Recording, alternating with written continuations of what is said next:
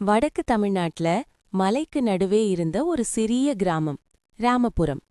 ஒரு இரவு பல நாட்களாக பெய்த கனமழையால் மலைப்பகுதி முழுக்க நடுங்க ஆரம்பிச்சது. நிலம் பிளந்தது.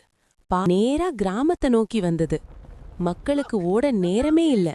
அந்த நேரம் கிராம நடுவில் இருந்த ஹனுமான் கோயில்ல ஒரு சிறுவன் மட்டும் சிக்கிக் கொண்டான். அவன் பயத்தில் கத்தினான், அஞ்சனேயா, காப்பாத்து! அந்த கணத்தில் கோயிலில் இருந்த மணி யாரும் அடிக்காமலே பலமாக ஒலித்தது. காற்று திடீர்னு வேகமாக வீசியது.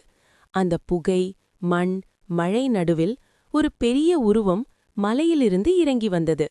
செம்மஞ்சள் நிற உடல், பெரிய தோள், கையில் கதை, கண்களில் தீப்பொறி. அவர் ஹனுமான். மக்கள் உறைந்து நின்றார்கள்.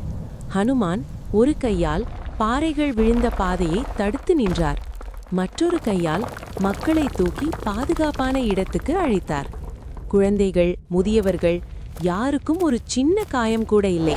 ஒரு பெரிய பாறை கிராமத்தின் மீது விழ வரும்போது ஹனுமான் அதை தன் தோளில் தாங்கி வேறு திசைக்கு எறிந்தார். மழை மெதுவாக குறைந்தது. சில நிமிடங்களில் அந்த உருவம் மழை மூடலில் மறைந்தது. அடுத்த நாள் காலை கிராம மக்கள் பார்த்தது மலைச்சரிவு வந்த தடயம் மட்டும். ஆனா கிராமம் அப்படியே பாதுகாப்பாக இருந்தது. கோயிலின் முன்புறம் மண்ணில் பெரிய காலடி தடங்கள்.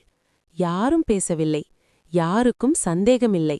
அந்த நாள் முதல் அந்த கிராமம் சொல்றது, அஞ்சனேயர் கதையில மட்டும் இல்ல, அவசர நேரத்துல நேரிலே வந்தார்.